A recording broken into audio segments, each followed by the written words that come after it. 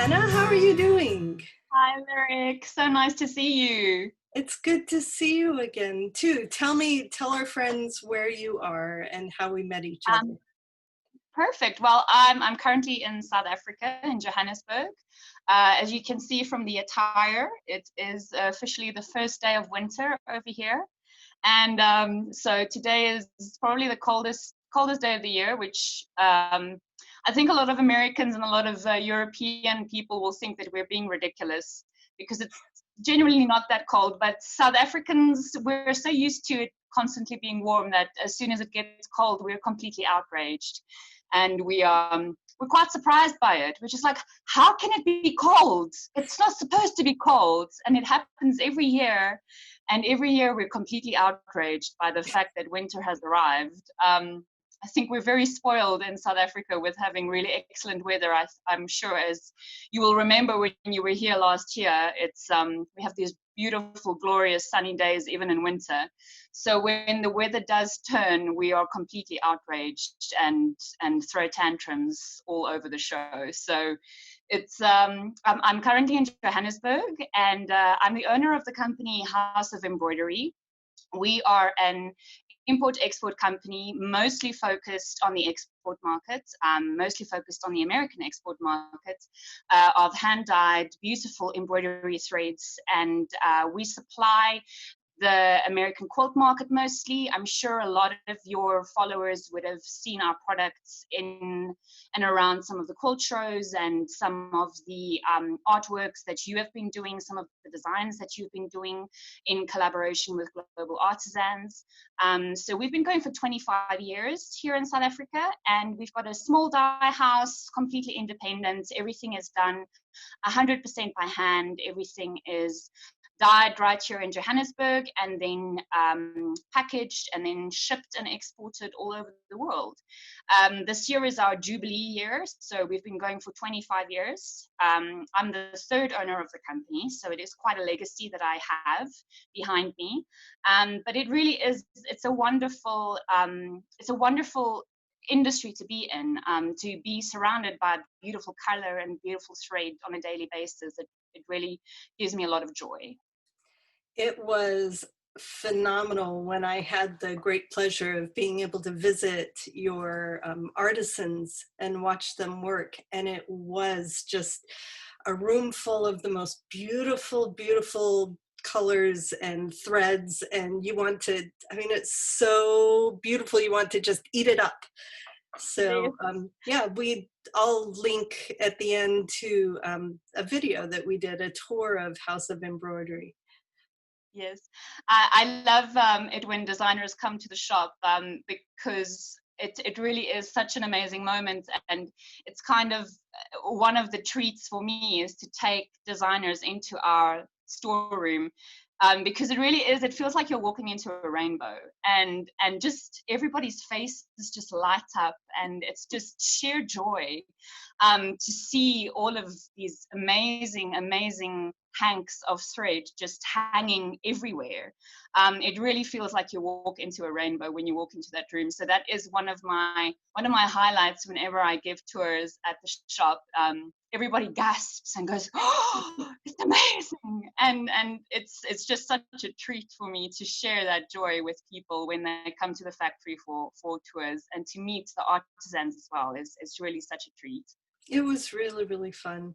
How have you been doing during lockdown, and what has lockdown looked like in South Africa? Okay, very good question. So in South Africa, our government has approached us from a perspective of being very, very serious about it, quite harsh. I think we've had one of the strictest national lockdowns of all the countries in the world. I read an article the other day that said that we were quite high up with how the rules and regulations were brought in. So on the 25th of March, our entire country went into a national lockdown, where the military was deployed. So it was a military lockdown basically the same as it would have been in a case of war, following the same sorts of rules and regulations. So there was no international travel, no national travel, no interprovincial travel.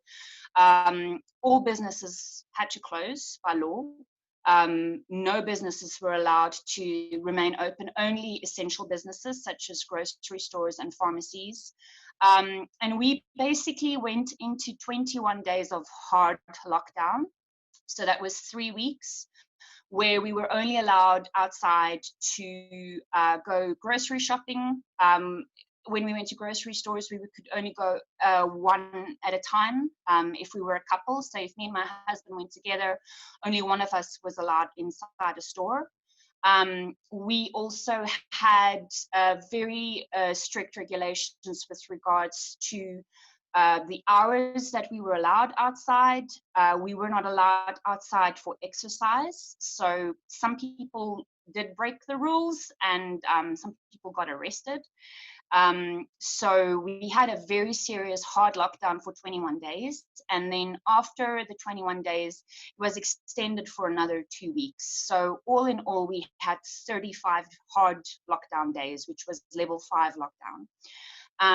Then from there, so during that time, I had to close the factory. I was not allowed to have the factory open at all. So it was 35 days of zero trade.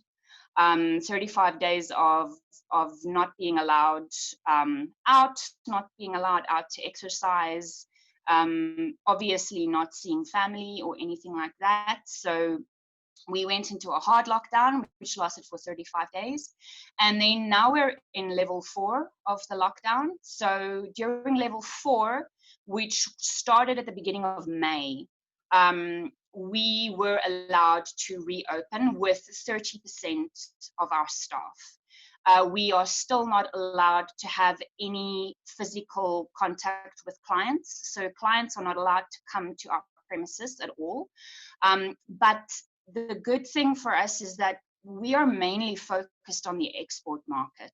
And because we are a manufacturing company, we have been able, since the 4th of May, we've been able to ship parcels again internationally with FedEx. So our parcels have been able to leave the country, and it has been able to go and reach our customers and our clients, and fulfill some orders that we got in. I must say that it was incredibly harsh.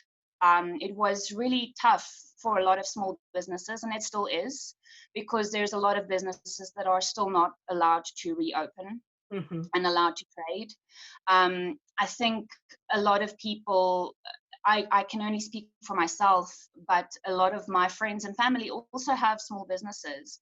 So it has been really hard. It has been a harsh time, but it is still, I see my privilege every day, and I see every day that we are so privileged and so lucky to be able to trade. Yes, we are only 3 staff members at our workshop at the moment, so we're all working very hard. We work on limited hours, but for me, the number one priority is the safety of our staff, and to ensure that there is a business to come back to. That for me is the 2 main things. I would rather work hard now while we can with the very limited staff that we have and the limited resources that we have, but to ensure that this business that has a 25-year legacy behind it is able to get through this. That Right. is, for me, the most important thing. And does everybody still have to pay their mortgages and their overhead So what costs? what has happened is for our property that we own the property that our workshop operates from. We've been able to get a holiday on the payments of our mortgage for the past 3 months, and then personally, I have negotiated with a lot of our suppliers and a lot of our I've just had to negotiate, and I've just had to be very open and very honest. also as a business owner, I really had to kind of check myself to take decisions from a better place, and not to take decisions from a reactionary and a place of fear, which I think a lot of people have been doing. And not to criticize that. I mean, we are all in this and experiencing this in different ways. But for me, I've been very cognizant of the decisions that I make now is going to impact not just now, it's going to impact for the next 3 months, the next 6 months, the next 12 months. So those are hard decisions to make, but those are necessary decisions to make. Right. Are your people doing okay? Yes.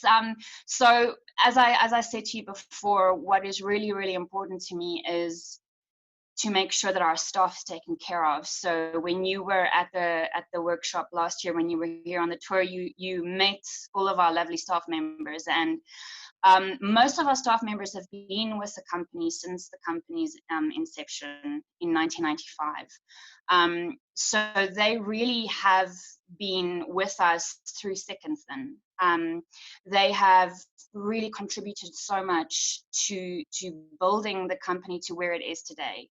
The knowledge and the experience and those are things that I will never be able to find in anyone. You know, they can spot a misdye across the room. They can look at a color and go immediately, that's not right. We need to re-dye this. And that kind of experience, you need to cherish that, and you need to take care of that. So that has been, it's irreplaceable. It's absolutely irreplaceable. So for me, it's been very, very important to take care of our staff. We've had some fundraisers.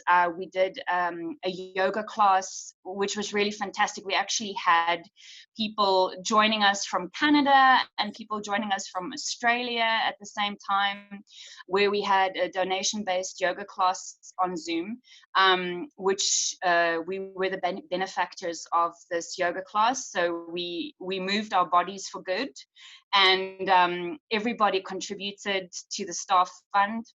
It's really important for me to ensure that they are taken care of and that they are kept safe. Some of our staff members are very vulnerable. Some of them have compromised immune systems. Some of them are over the age of 60. So they really are vulnerable. And for me, it's really important that we take care of them. So they have been staying at home. The older staff members have not been coming in at all. We only have the same 3 staff members that come in every day, and they are able to drive to work together, which helps a lot, that they don't have to take public transport. And I've also really just been able, with the donations that we've received, I've been buying groceries for them. I've been dropping off groceries at their houses so that they don't have to go grocery shopping. And it really is just an exercise of realigning and checking your privilege, and just understanding the privilege that you have. South Africa is a country that we have a very big,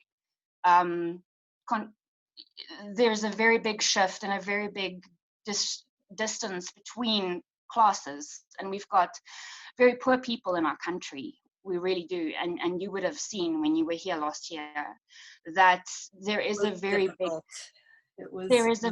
big chasm between it, and the most vulnerable people in our country are the people that we need to take care of.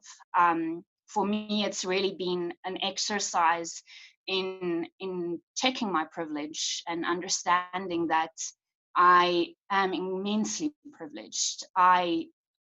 I had the experience of some of my staff members asking me, will I have to take my ID documents with me when I go and fetch water, because they still don't have running water.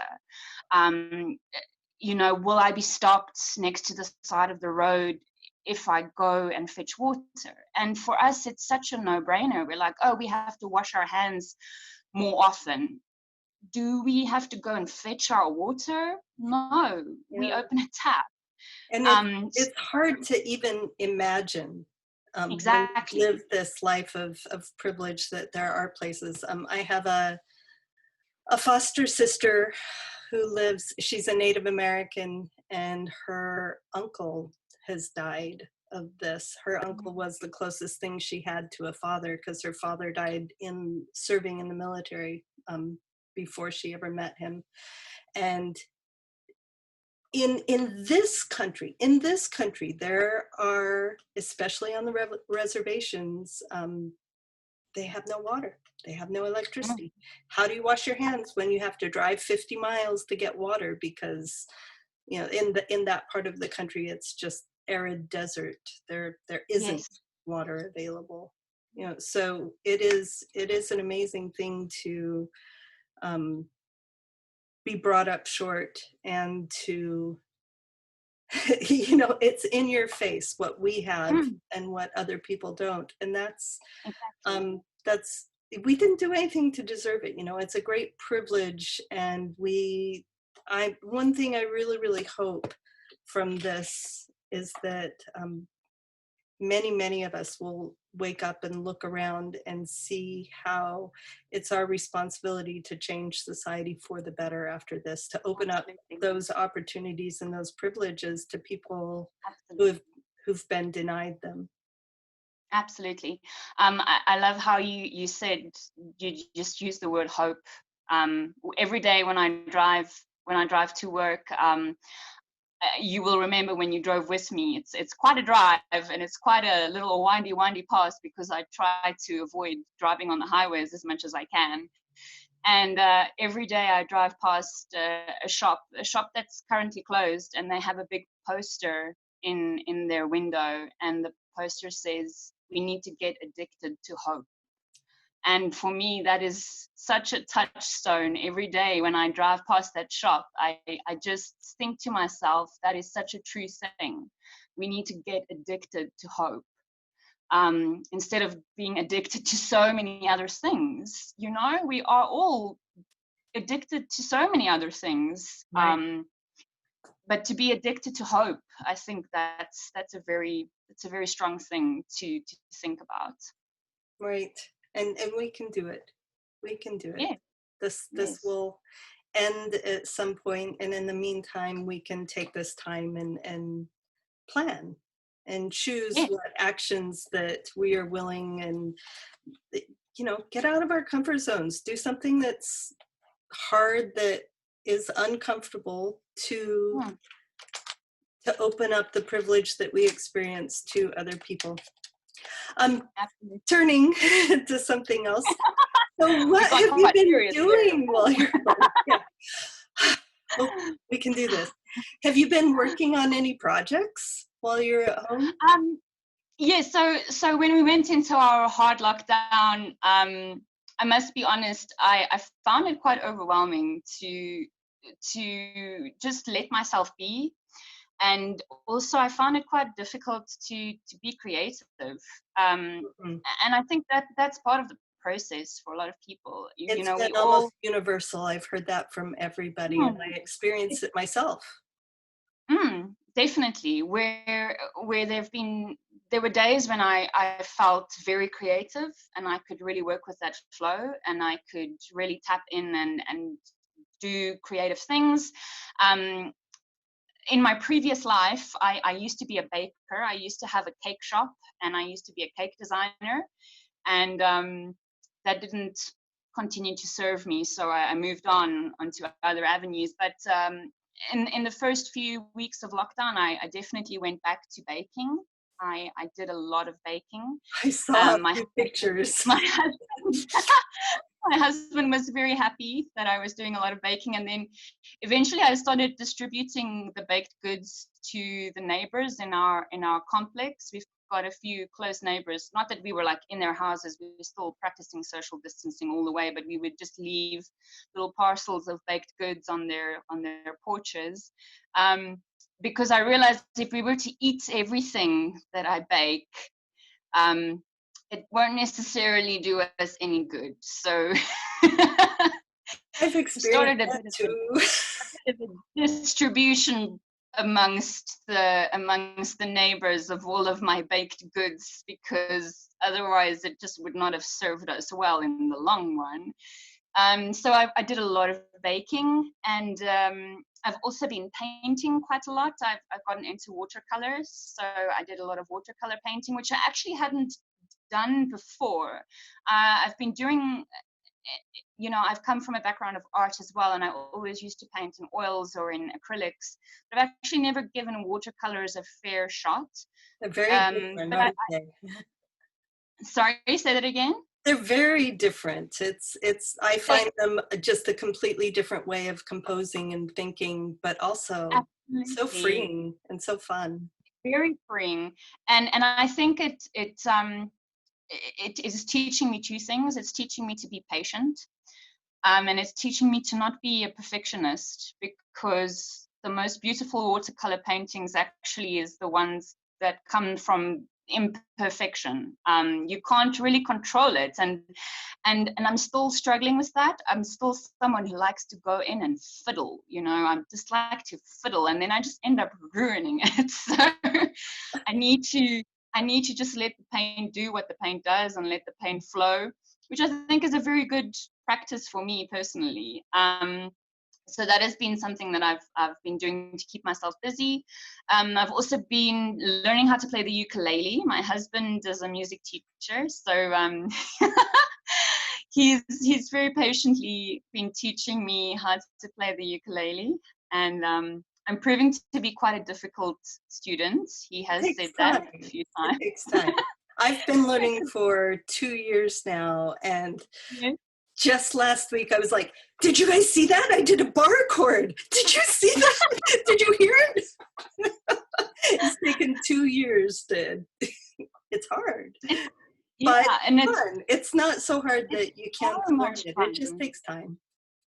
It's so much fun. My husband says, again, I'm not very good with listening to him, so I need to be patient and listen, and just let him instruct me more than just grabbing the ukulele and I'm like, okay, I'm going to do it, and then I just can't. So it's taken a lot of patience as well. And then for the rest, I've been working on some new designs for Global Artisans. I've been expanding on our Images of Africa collection. So I've been doing some drawings for Richard. I must say, Richard from Global Artisans has just been phenomenally supportive. Yeah. And I must say, all of our international clients as well. They've just the messages that I've gotten, the messages of support and saying that they're rooting for us and they want to support us. It's really been incredibly overwhelming, and especially Richard as well. He's been phenomenal with his support for us.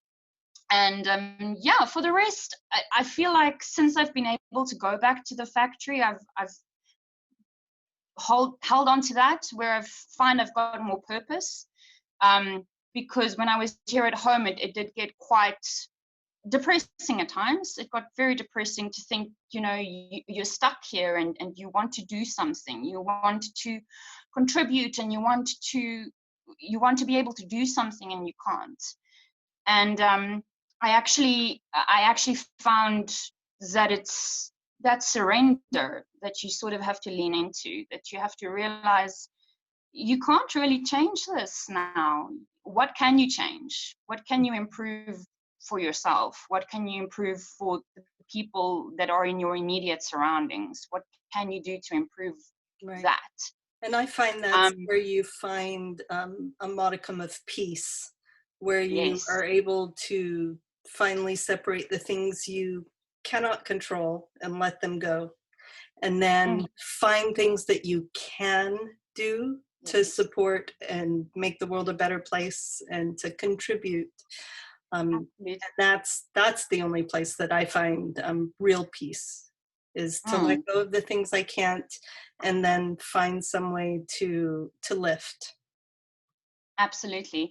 And I must say, there were dark times for me where I did get very low and I got very depressed. And I think something that really made a very big difference for me is I got a link to a podcast by Elizabeth Gilbert, where she did a TED talk about it's okay to feel overwhelmed. Here's what to do next. And I'll send you a link to it if you want to listen to it. Yeah, we can put For it me, here so other people can see it. For me, two things that really shifted for me when I listened to her talking about COVID-19 and how it's impacting us and how it's impacting creatives and how we're grieving and how different people are coping in different ways. One thing that she mentioned there again is just that empathetic burnout. And I know for myself, I suffer from that greatly. I've suffered from that my whole life, where I get to a point where I just get complete empathetic burnout because I take on so much and I want to help so much. And then I myself become a patient of depression, where it is just that shift where you can shift it and just approach situations and people and things that you want to with more of a sense of compassion and more a sense of kindness than pulling yourself into that darkness. That really lifted me a lot. And another thing that she mentioned in there, which I really found really spoke to me, is that people are survivors, and people are innovators, and people are resourceful, and people have survived. And one thing that she mentioned in there that really spoke to me is that she said, if you just think to yourself, you think of your lineage, you think of your ancestors, you think of the people that came before you, and you think of what they have survived, and that DNA is in you, that DNA, that will to survive, that will to keep on innovating, that will to keep on creating, that will to keep on fighting is in you. And for me, that spoke to me so much. I could just think back for myself. I come from a line of fierce women. My great-grandmother survived the Anglo-Boer War. My grandmother was the only woman in her town who had her own business, who had her own car and her own driver's license. The only woman in her town to have that. My mother brought me up while she had her own business. So for me, in the moments where I feel my strength leaves me, I just think to myself, I have these phenomenal, strong women in my ancestors who were just phenomenal. They were just strong. And I can draw on that power, I can draw on that sense of, let's get this done, let's do this. For me, that has been very empowering. And I've really come back to that so many times, where I just think, if I look and I think, what is in my DNA, what is in my blood, what is going through my veins, it is this will to survive. It's this will to carry on, and to know that we will. And we can. We have that in us, the will to survive and the will to overcome and to innovate and create our way out of this. It's a very hopeful and powerful way to exist and to think about the world. Hannah, thank you so much for spending time with me today. It has been wonderful to talk to you and to catch up and to hear how you're processing and working through this. And please tell all your artisans how much we love them and miss them, and we know that it's so good to hear that you'll take care of them. Absolutely. And thank you so much for reaching out, and for the rest of the community, to just, if I can leave everyone with one thought, it is to know that we as creatives, we have it in us to get through this. We do. And thank you so much. Love to you and to your loved ones. Stay safe, stay healthy, and we'll chat again soon. Okay. Take care. Bye-bye. Bye.